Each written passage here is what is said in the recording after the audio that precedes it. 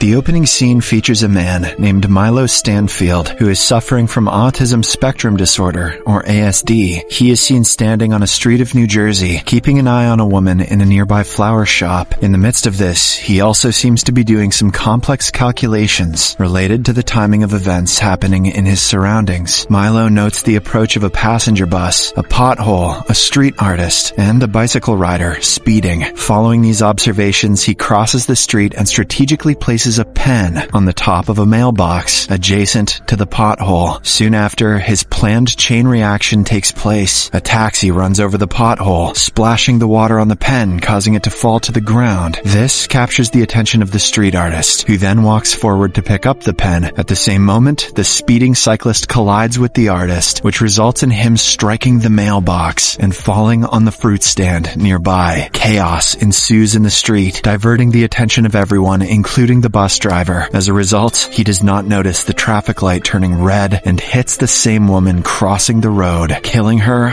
on the spot. And people say math isn't dangerous. Milo then walks away from the scene after confirming that his plan went smoothly. The scene then cuts to an FBI special agent, Olivia Dunham. She works for the Fringe Division of Homeland Security, specializing in paranormal phenomena. Olivia seems to be returning back to work after a long gap due to her head injury. As soon as she enters the Fringe headquarters, she is greeted by one of her fellow officers, Charlie, who is the supervisor of the team. In the meantime, the chief of the agency, Walternate Bishop, is talking to one of the lab assistants, Philip Broyles, regarding Olivia's return. Philip says that she is a doppelganger named Faux-Livia and expresses concern if they can integrate an imposter in their team. Here, it is revealed that Olivia, who is inside the office, is not the real one. She is in fact an imposter who has been brought to fulfill the place of the original one. Walternate then reveals his motivation behind keeping Faux-Livia in this universe and implanting the real Olivia's memories into her. He claims that Faux-Livia is the only one who can travel between universes without any harm. Walternate wants to figure out how she can do so. For this, he says that they must make her believe that she belongs here. Philip asks, what if her new identity does not hold? To which the chief replies that she will no longer be necessary after that. Afterwards, Charlie briefs the team on the seemingly random bus accident which he claims to have happened 2 times in this week. The victim has died in each case. He then asks his crew to be careful before going for the site investigation. A short while later, the FBI team arrives at the accident site and splits up to search for any leads or clues. The investigation is led by another FBI agent named Lincoln Lee, whose face appears to be ruined by burn marks. Charlie inspects the body and uses her fingerprint to retrieve her further details. She eventually finds out that the deceased woman's name is Julian Foster. Meanwhile, Olivia questions the bus driver, who is shaken by the incident, as he has never even hit any birds or animals until now. Simultaneously, Agent Lee tests for any signs of environmental factors but finds nothing. However, he does find the same ballpoint pen at the scene. After inquiring with the eyewitnesses, Olivia approaches Agent Lee and tells him that the local artist had bent down to pick up the pen, during which he collided with the bicycle rider and fell into the fruit stand. Upon hearing this, Agent Lee speculates that the pen is the main element that created a sequence of reactions, ultimately leading to the victim's death. The next day at Fringe headquarters, Agent Lee and Charlie are trying to find out a connection between the bus accidents that happened in the 2 days. Agent Lee spots the same ballpoint pen in the photo of the first accident, which makes him even more convinced that someone has orchestrated the chain of events. Following this, they go to talk to a mathematician of the Fringe agency, Astrid, and tell her about the events. However, she claims that no human can carry out such a chain of events and mold it in his or her favor twice. Amidst their argument, another similar bus accident takes place, leaving Astrid in shock. 2 + 2 equals you get hit by a bus. The FBI agents immediately rush to the site and find that the victims are still alive this time. Upon questioning the bystanders, they learn that a dog suddenly crossed the road, causing the bus to lose control. Just then, Olivia notices a similar ballpoint pen rolling down in the ground, which makes her realize that the chain of events is not over yet. She looks around and spots a suspicious Milo looking down from an overhead bridge. Moments later, a man wearing earbuds walks walks forward to cross the street, only to be hit by an oncoming ambulance. I guess the paramedic needed to hit his quota. With her suspicions confirmed, Olivia alerts her team and races towards Milo. Seeing this, the latter instantly calculates another series of events and throws a bicycle off the bridge. This prompts a bus to change its path and drive right under the overhead bridge. Olivia holds him at gunpoint, threatening him to surrender, but Milo jumps off the bridge, lands on the bus's roof, and gets away. Milo is the bus whisperer. After this event, Milo returns home to find his sister Madeline worried for him. She tells him that she has been getting numerous calls from the hospital, but he ignores her. She then tries to convince him to surrender, claiming that he has gone way too far. However, Milo anticipates her actions and completes her sentences, effectively silencing her. Not long after, Madeline shows him a small plastic horse toy, a reminder from their mother. This makes him feel uneasy, and he walks away, saying that it is irrelevant now. On the other hand, Agent Lee is taken to the hospital for his regular skin checkup before entering the burn chamber. He asks Olivia to focus on finding commonalities among the 3 victims. Heeding his instructions, Olivia returns back to headquarters and starts talking to the witnesses of the accidents. After a bit of inspection, she discovers ties between the 3 victims and a medical center. All 3 of them were directly or indirectly related to this center. She shares her discovery with Charlie, and the two immediately head to this very medical center. Upon arriving there, Olivia notices that one set of patients are using the same ballpoint pens, as they are unable to cope with digital devices. iPads make them eye-mad. Later, they meet Dr. Levin, a chief doctor who recognizes all 3 victims of the bus accidents. After briefing them on some details about the victims, Dr. Levin explains that they have been helping mentally challenged patients with experimental processes to boost their intelligence. He also shows them video footage of their patients, in which Olivia spots Milo. Upon inquiring about him, Dr. Levin responds that he is one of their patients who also went through the same drug trial that boosted his IQ exponentially. He goes on to say that Milo was released from the hospital under supervision of his sister, and that he was scheduled to return back in order to reverse the experimental process. But now he is not responding to their calls, and he is killing everyone who is trying to take control of him. After learning about Milo's sister, the FBI agents decide to pay her a visit. Unbeknownst to them, Milo is keeping a close eye on Olivia, noting every single pattern of her movements and predicting her next move. Later on, Charlie and Olivia arrive at Milo's place, where they are greeted by Madeline. They ask her about Milo's whereabouts, but she claims to be unaware of them. Sensing that she is hiding something, the agents tell her about the crimes he has committed and how dangerous it is to let him roam free. While Charlie goes to investigate Milo's room, Olivia shares about her late sister, revealing how they used to care for one another. This comforts Madeline enough to share more details about her brother. She explains that Milo is able to predict the outcome of numerous events down to the smallest detail, and that she can break Milo's concentration only by showing him the toy horse. Whenever he sees Bullseye, he gets a Woody. Olivia eventually manages to persuade her to disclose anything she knows, emphasizing that they are concerned for civilians, as well as Milo's safety. Madeline then hands her a note revealing the location of the hotel that Milo is currently staying at. After this, Olivia and Charlie discuss plans with Astrid on how to capture Milo. However, they soon realize that any plan would be futile because he can predict their every move. As a result, they opt to approach the hotel directly without any backup.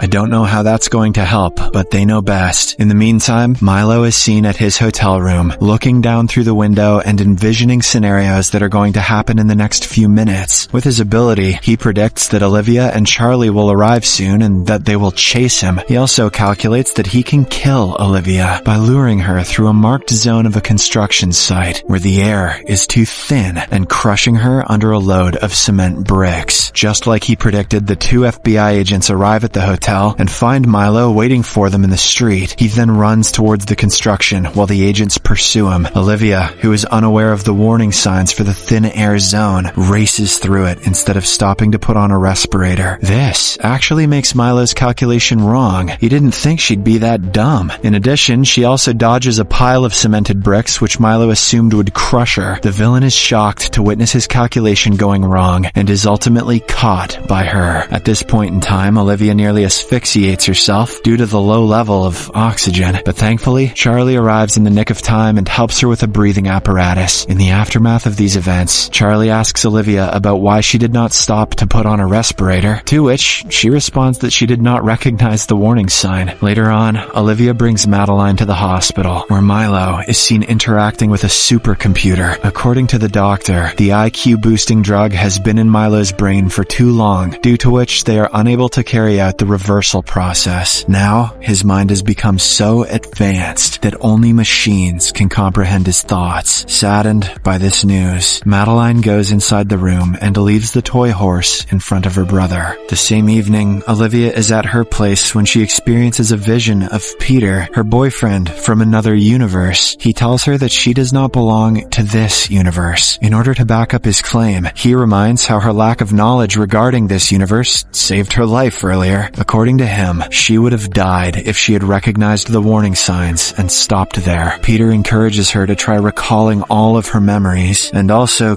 kisses her before vanishing. Subscribe for more videos like this, turn on notifications, and leave a like to help the channel out. Thank you for watching.